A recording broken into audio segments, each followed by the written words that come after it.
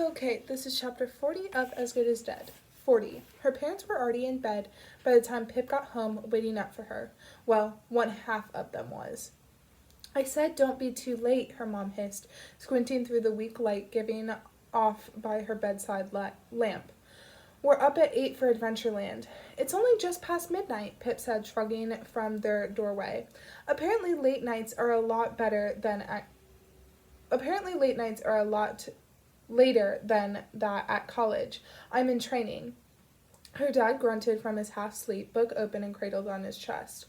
Oh, and just so you know, I lost my phone earlier, Pip whispered. What? When? Her mom said, trying and failing to keep her voice down.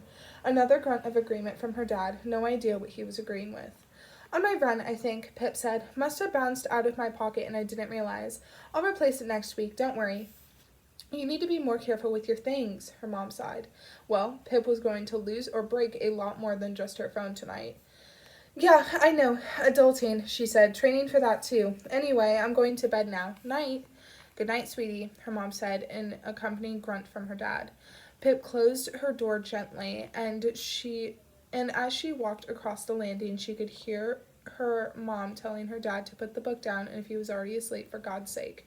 Pip stepped inside her bedroom, shutting the door behind her, loudly, not loud enough to wake up an already grumpy Josh, but loud enough that her mom could hear her settling in for the night. It smelled like bleach in here, and Pip checked inside her closet, bending down to look into the bucket. Floating lumps of clothing and duct tape. She prodded her sneakers back down farther into the liquid.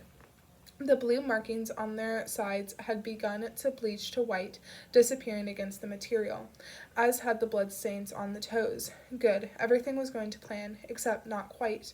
She was already late for meeting Ravi. She'd hoped he wasn't sitting there, panicking, although she knew him better than hope. Pip just had to wait a few minutes more for her mom to fall asleep. She double-checked everything in her backpack again, repacking the items in the order she thought she needed them. She looped another half-tie around her ponytail, tying it into a loose bun, and then pulling one of the beanies over her head to secure it all, tucking in any stray strands of hair. Then she pulled on her backpack and waited by her bedroom door. Cracking it open, moving it a half-inch at a time so it made no noise, Pip peeked her head out and stared down the landing, watching the weak yellow light in the gap beneath her parents' door cast from her mom's bedside lamp. She could already hear the soft rumbling of her dad's snores, using the in and out to measure the time slipping away from her. The light cut out, leaving only darkness behind, and Pip gave it a few minutes more. Then she closed her bedroom door and walked across the hall, steps careful and quiet. Down the stairs, remembering this time to step over the one that creaked third up from the bottom. Out the front door into the cold again, leaning into the door slowly, so the only sound it made was the click of the lock sliding into the mechanism. Her mom was a heavy sleeper anyway, had to be, considering the grunting, snoring man she slept next to. Pip walked down her drive, past her parked car, and onto Thatcher Road, turning right.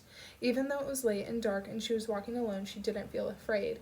Or if she did, it was a dull kind of afraid, an ordinary kind of fear, near unremarkable when placed beside the terror she'd felt just hours ago, its mark still all over her. Pip spotted the car first, a black Audi waiting on the corner, the intersection where Pip's road met Max's road. Ravi must have seen her, the headlights in Max's car blinking on, carving two white funnels through the black of midnight. Past midnight. Quite a lot past midnight. Ravi would have been panicking about the time, she was sure, but she was here now. Pip used her sleeve to open the door and dropped into the passenger seat.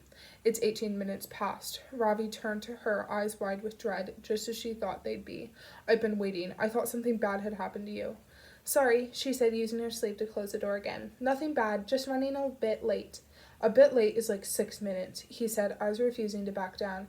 That's how late I was. Took longer to walk through the woods to Max's house than I thought. 18 minutes is a lot late. How did everything go with you? Pip asked, leaning forward to press her forehead against his in the way he always did to her.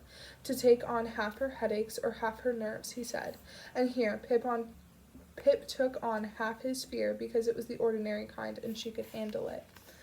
It worked. Ravi's face relaxing a little as she pulled away. Yeah, he said. Yeah, everything's good on my end. Went to the ATM and the gas station. Paid for everything on my card. Yeah, good. Raul commented that I seemed distracted, but he just thought I'd had an argument with you or something. All fine. Mom and Dad think I'm asleep. What about your end? How did everything go? She nodded. I don't know how, but everything went okay, somehow. Got everything I needed for Max's. Did you pick up the car okay? Clearly, he said, indicating around the dark car with his eyes. Of course he has a fucking nice car, too. It seemed quiet inside the house still. Dark. Did it take him long to pass out? 15-20 minutes, she replied. Not had to hit him to buy me more time, but I think that it will work better with the narrative. Ravi thought about it for a moment. Yes, and maybe Max will think that's why he has a giant headache in the morning. And his phone? Connor and Jamie planted it around 9:30-ish, 9:40. I made the call to Epps right after. And your alibi? He asked. I'm covered. From 9:41 to just after midnight, lots of cameras. Mom heard me go to bed. Ravi nodded to himself, staring through the windshield at the air floating through the piercing headlights. Let's hope we've managed to push the time of death by 3 hours at least then. Speaking of, Pip said, reaching into her backpack, we need to get back quickly and turn him again. He's already been on one side for a while. She pulled out a handful of latex gloves, passing a pair over to Ravi as well as her other beanie. Thanks, he said, pulling the hat on, Pip helping him to tuck in any stray hairs.